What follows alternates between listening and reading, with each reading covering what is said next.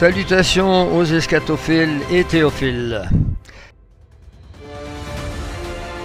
Afin de nous remettre dans le contexte des derniers épisodes, à l'épisode 6, nous avons vu comment les Atlantes étaient tombés très bas dans la corruption, et à l'épisode 7, de quelle façon Dieu allait les punir en envoyant sur eux 5 grands malheurs qui causeront leur destruction. Nous avons vu comment l'engloutissement par les grandes eaux, tel que déclaré en Ézéchiel 27, le verset 34, fut le 5e et le plus important de leurs malheurs.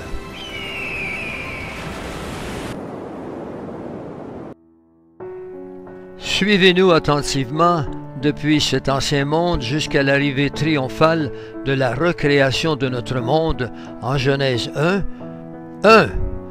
Ézéchiel 26, 19 révèle 3 malheurs ayant conduit à la destruction totale de l'Atlantide que nous considérons comme le tir de la préhistoire.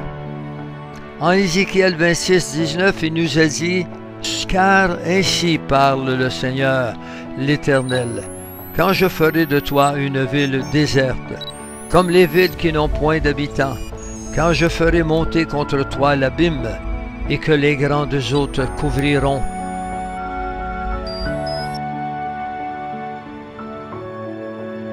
Ces 3 malheurs sont premièrement la mort d'une partie importante du peuple Atlante, causée, nous avons dit, par une grande guerre occasionnée peu avant sa disparition.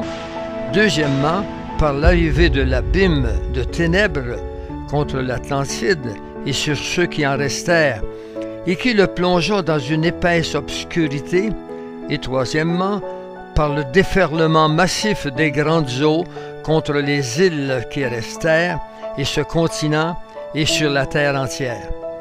Ces 3 malheurs nous donnent dans leur ordre exactement 3 pièces du puzzle qui s'encastrent parfaitement dans le contexte du commencement de Genèse 1, 2.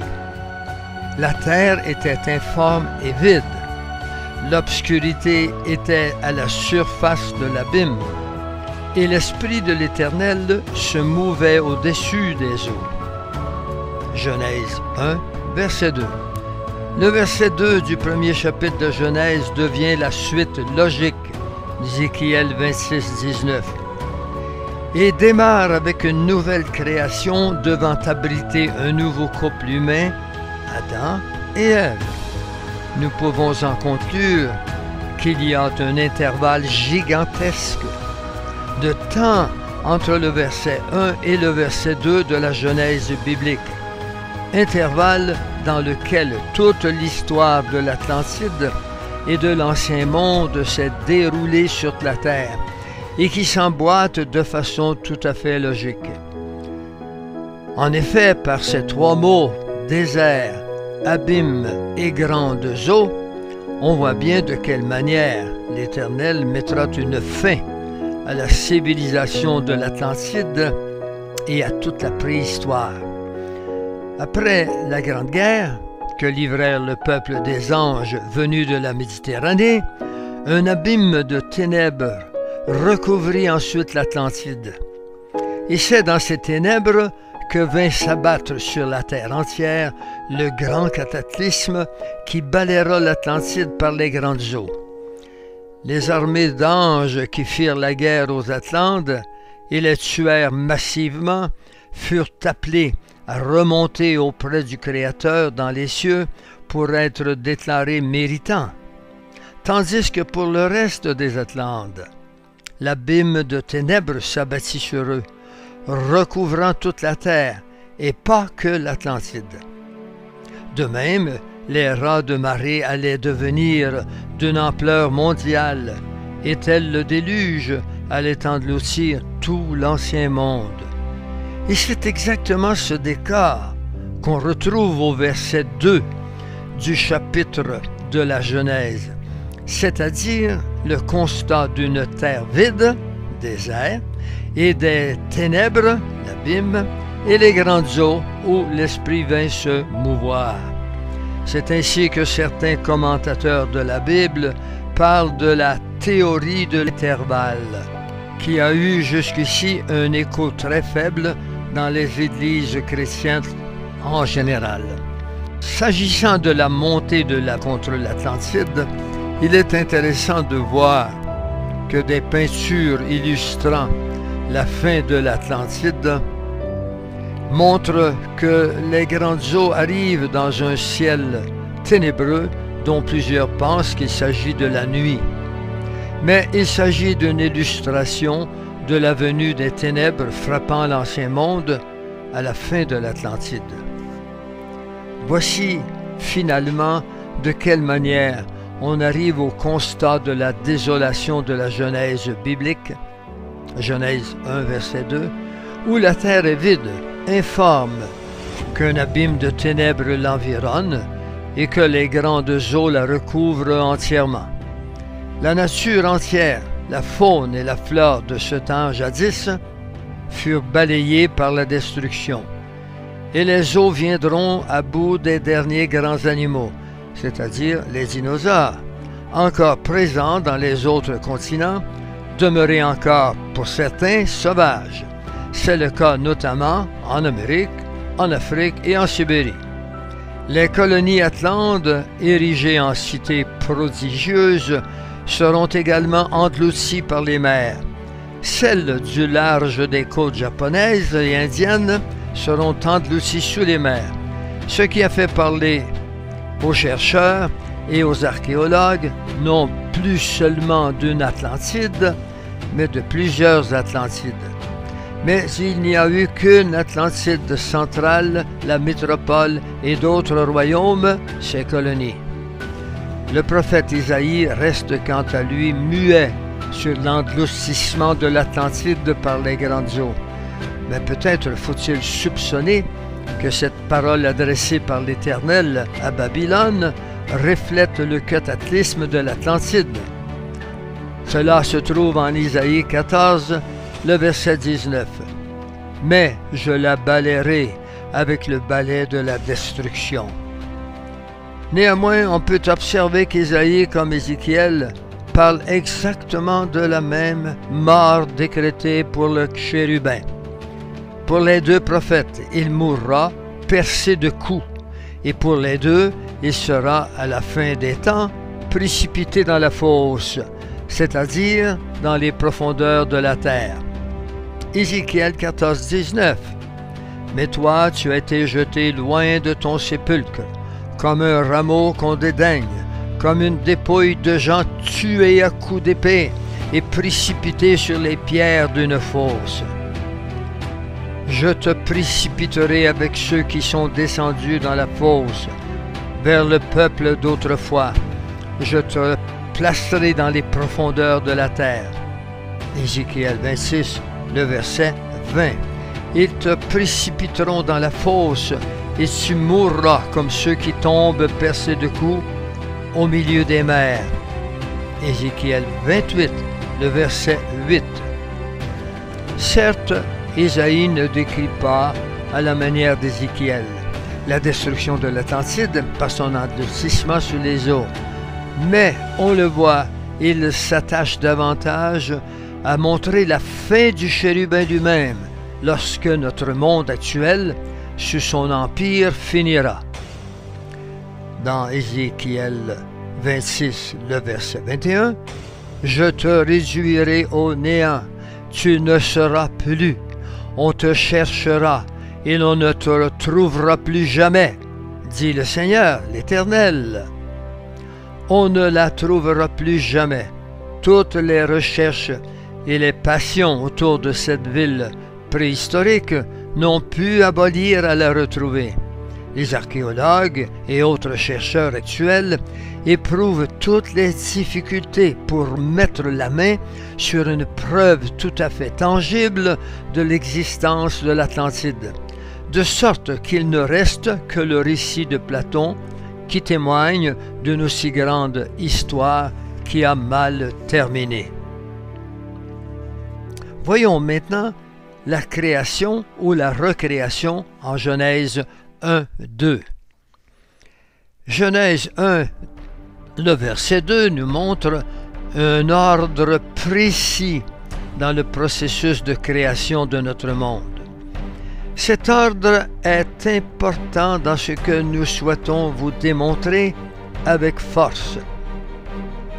D'abord, le constat est que la terre est informe et vide, que les ténèbres l'environnent, tandis que les eaux la recouvrent entièrement. Ensuite arrive la création de la lumière par le Tout-Puissant. La terre était informe et vide, l'obscurité était à la surface de l'abîme, et l'Esprit de l'Éternel se mouvait au-dessus des eaux. Genèse 1:2. Dieu dit en Genèse 1:3 que la lumière soit, et la lumière fut. D'après cet ordre des choses, on peut conclure que la présence des eaux du verset 2 précède la création de lumière spirituelle créée au verset 3 et que l'eau a été créée bien avant cette lumière, mais aussi avant les luminaires, dont le soleil servant à présider au jour, au verset 16. Il y a un problème dans cet ordre des choses reflétant le processus de la création. Qu'on pense à la manière scientifique ou selon la croyance religieuse. Car les scientifiques s'accordent à dire que la création commence par une explosion de particules, ce qui représente l'apparition de la lumière en premier lieu. Dès lors, comment comprendre qu'en Genèse, les eaux puissent précéder la création de la lumière? Si on se plaçait du point de vue des Saintes Écritures, parlant de Jésus entendu comme la lumière du monde, le texte de Colossiens 1, versets 15 et 16, déclare ce qui suit à son sujet. Il est l'image du Dieu invisible, le premier-né de toute la création, car en lui ont été créées toutes les choses qui sont sur la terre, les visibles et les invisibles, les trônes, les dignités, les dominations, les autorités. Tout a été créé par lui et pour lui. Il est avant toute chose et toute chose subsiste en lui. Colossiens 1, 15, 16. D'après la Bible également, Jésus-Christ, vu comme la lumière du monde, d'après Actes 26, le verset 13, 2 Corinthiens 4, le verset 6, Jean 1, le verset 9, nous montre que le principe de la création de la lumière est primordial et précède toute autre création. La lumière doit précéder toute création, soit spirituelle, soit matérielle. Dès lors, les eaux apparaissent en Genèse 1, 2, ne peuvent précéder d'une manière rationnelle la lumière qui est la première des créations. En d'autres termes, la parole sortie de Dieu, que la lumière soit, en Genèse 1, verset 3, doit nécessairement venir avant l'apparition de la terre elle-même et celle des eaux de Genèse 1, 2. Il reste donc que, pour qu'un tel inversement de l'ordre des choses soit compréhensible et qu'on voit les eaux apparaître avant la lumière, que nous nous trouvions non pas face à la première création de notre monde, mais dans le cas d'une recréation après la destruction d'un monde préexistant. Or, cet ordre, tel que la Genèse nous le présente, met la création de la lumière spirituelle après celle de la matière que constitue la terre et les grandes eaux. Cela est tout simplement anormal. Nous insistons sur ce point tout à fait important d'une preuve dans la Genèse biblique, qu'un monde ait existé avant Adam. La terre et les grandes eaux ne peuvent précéder dans leur existence la lumière spirituelle et même la lumière physique incarnée par le soleil, le luminaire. Par cette parole que la lumière soit, il faut d'abord voir l'apparition de la lumière spirituelle, puis les luminaires, lumière physique de la terre, n'apparaîtront que bien plus tard, au verset 14 de la Genèse 1. Jésus, l'incarnation de la lumière spirituelle, est le premier-né de la création. Il n'est donc pas normal qu'il apparaisse en troisième place, bien après la création de la terre et des eaux, d'autant que la Bible soutient que toutes choses ont été créées par la parole, vie et lumière du monde, dans Jean 1, le verset 1. Toutefois, à une exception près, cela est possible, il faut que cet ordre soit celui plutôt d'une recréation du monde. Car comment penser que la terre et les eaux aient pu être créées dans les ténèbres? Quelle autre explication y aurait-il si ce n'est que notre Seigneur recrée un monde après le grand chaos qu'a dû engendrer la destruction de l'ancien monde, l'Atlantide? Destruction dont les indices furent l'abîme de ténèbres sur la terre et l'engloutissement de celle-ci par de grandes eaux, vu en Ézéchiel 26, le verset 29, et qui explique le contexte que nous trouvons en Genèse 1-2, au moment où l'Éternel s'apprête à créer de nouveau. Il convient de comprendre exactement ce qui s'est produit en Genèse 1, verset 2. Au moment de recréer le monde qui sera placé sous l'autorité d'Adam, les ténèbres étaient à la surface de l'abîme. Signifie que les ténèbres n'étaient pas dans l'abîme, mais au-dessus, ne laissant plus à l'intérieur de l'abîme qu'une ombre dans laquelle le Saint-Esprit viendra se mouvoir. Ce qui arriva, c'est que le Créateur, voulant refaire toutes choses, fit remonter les ténèbres qui étaient dans l'abîme autour de la terre jusqu'à sa surface. Et il ne resta naturellement dans l'abîme qu'une ombre. Et c'est dans cette ombre, autour de la terre et au-dessus des eaux dont elle était recouverte, après le grand cataclysme qui avait détruit l'ancien monde, que Dieu libéra de nouveau la parole « que la lumière soit ». Le Créateur recréa un nouveau monde qui, cette fois-ci, se remit entièrement sous l'autorité de l'homme, c'est-à-dire Adam. Il faut comprendre une chose tout à fait fondamentale.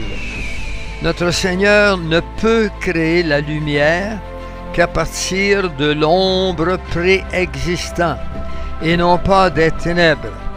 C'est pourquoi il vida l'abîme autour de la terre de ces ténèbres. Dans les Écritures saintes, en effet, on trouve cet ordre métaphysique de l'ombre avant la lumière bien présent. L'ombre est un symbole de l'Esprit de Dieu. Et avant la naissance de Jésus, lumière du monde, il fallut que l'ombre arrive sur Marie, ainsi que de déclare l'ange Gabriel. Dans Luc 1, 35, il nous est dit « Le Saint-Esprit viendra sur toi, et la puissance du Très-Haut te couvrira de son ombre. C'est pourquoi le Saint-Enfant qui naîtra de toi sera appelé Fils de Dieu. » L'Écriture parle de l'ombre comme étant la présence du Seigneur. Celui qui demeure sous l'abri du Très-Haut repose à l'ombre du Tout-Puissant. Ensuite, nous voyons que l'apôtre Pierre guérissait des malades avec son ombre, symbole de son esprit. On le voit très bien dans Acte 5, le verset 15. En sorte qu'on apportait les malades dans les rues et qu'on les plaçait sur des lits et des couchettes, afin que lorsque Pierre passerait, son ombre au moins couvrit quelques-uns d'eux. L'Esprit de l'Éternel n'était donc pas dans les ténèbres au moment de parler et de proclamer que la lumière soit, en Genèse 1-2. Ensuite, la terre était entièrement couverte par les grandes eaux. C'est l'état dans lequel elle se trouve après la destruction de l'Atlantide. Il faut voir Ézéchiel 26, le verset 19. Ainsi, l'ordre des choses est rétabli dans notre compréhension depuis la préhistoire jusqu'à l'histoire de notre humanité, et que l'Éternel soit glorifié à jamais, au nom précieux de son Fils Jésus-Christ. Fort de tout ce qui précède, nous pouvons affirmer que le philosophe Platon n'est pas le premier à conter l'histoire de l'Atlantide, mais que 5 siècles avant lui, la Bible, par le prophète Isaïe, donna la première un récit de l'Atlantide, que le prophète Ézéchiel à son tour viendra amplifier et achever merveilleusement en le racontant à travers le royaume de Tyr pour être pleinement dévoilé au temps connu par Dieu, c'est-à-dire notre temps. Ce que nous crûmes être un mythe jusqu'à aujourd'hui a bel et bien existé. Nous l'affirmons avec force, et cela fait désormais partie des vérités qui doivent être enseignées à travers de la Bible, et que tombe le dogme, le mensonge de l'évolution des espèces, qui tente de nous faire croire que l'homme est le fruit d'une lente évolution et qui ne parviennent guère à expliquer toutes ces découvertes témoignant de civilisations préhistoriques aux techniques plus avancées que les nôtres d'aujourd'hui. La vérité, c'est que l'Atlantide a existé et que l'Église aujourd'hui doit l'enseigner pour que les écailles des yeux d'un monde incrédule tombent enfin avant le jugement des peuples qui approchent. Ce qui signifie donc que la Bible, la parole du Dieu Tout-Puissant, celle du Dieu d'Israël, est le livre roi au-dessus de tous les livres qui aient jamais existé. Et l'on peut maintenant comprendre pourquoi le prophète Isaïe, inspiré de l'Esprit, déclara que l'Éternel était le rocher des âges. Isaïe 26, 4.